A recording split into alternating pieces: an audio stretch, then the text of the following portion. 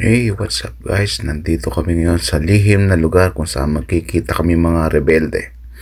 Kami-kami lang ang mag-uusap-usap muna rito dahil bumababa na po ang porsyento ng mga taong nagre-rebelde ngayon.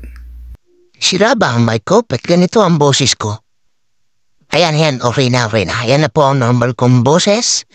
At diretso na po tayo ngayon sa ating destination.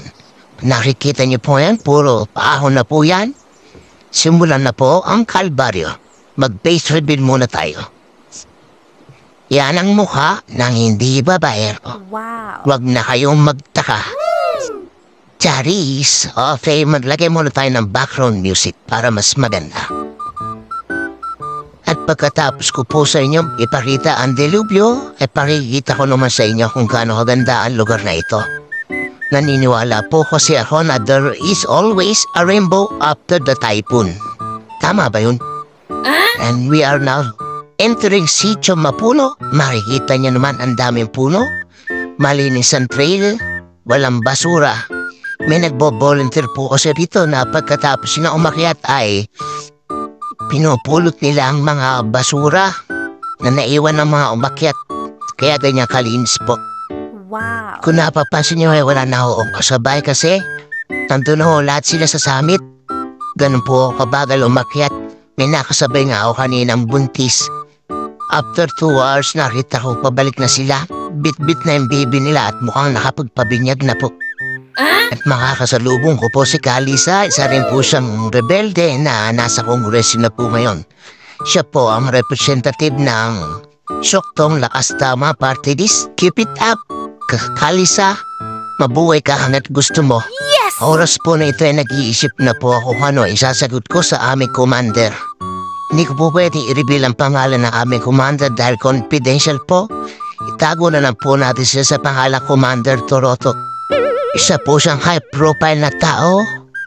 Marami po siyang connection sa gobyerno at kung saan-saan pa po. Kaya lagi siya nakamonitor sa amin at inaalam ko ano mga galaw namin. Nire-require kami ni Commander Torotot na kapag hindi kami nakapag-recruit kahit 2 katao kada buwan ay hindi rin namin magugustuhan kung ano mangyayari sa amin. At dito na mahinga muna ako, ini-enjoy ko lang ang ganda ng view. Wow. Mapo muna ako sa taas ng mga batong ito para kitang-kita ko ang ganda ng view. Maganda parang ang lugar na ito pag bandang May kung saan kulay green na lahat. Puro damo siya, puro bulaklak. Sa May na wala na pong puro brown na dahil patay na po yung mga damo. Next year pagpapala rin babalik ako rito bandang May siguro. Aagahan ko na lang dahil napakahaba ng trail nito Kulang 6 na kilometro paakyat at pagkatapos ng kulang 5 oras na pag-akyat. Nandito na tayo sa summit. Nakikita niyo ba ang daming mga tao? Kanya-kanya na ho silang diskarte kung paano mahikayat ng magiging rebelde.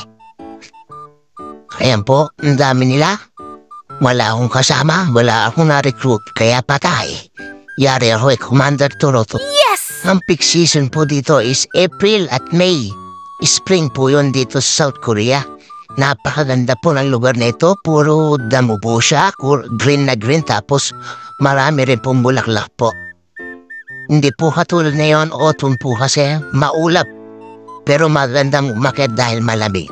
Yun nga lang, hindi makikita ang ganda ng view dahil sa ulap. Pero kahit gano'n ay in-enjoy ko na lang din. Maraming tao rito.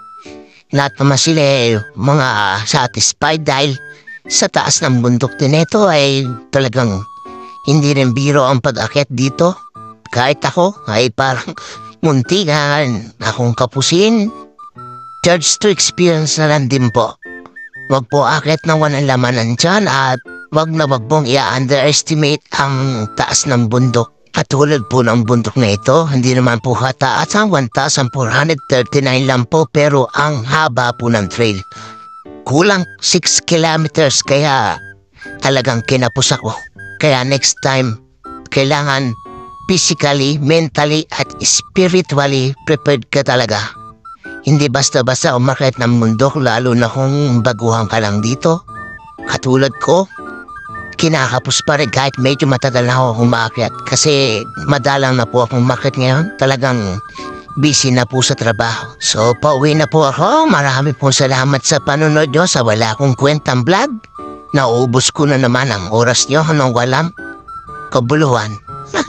Maraming po salamat sa panonood. Babush!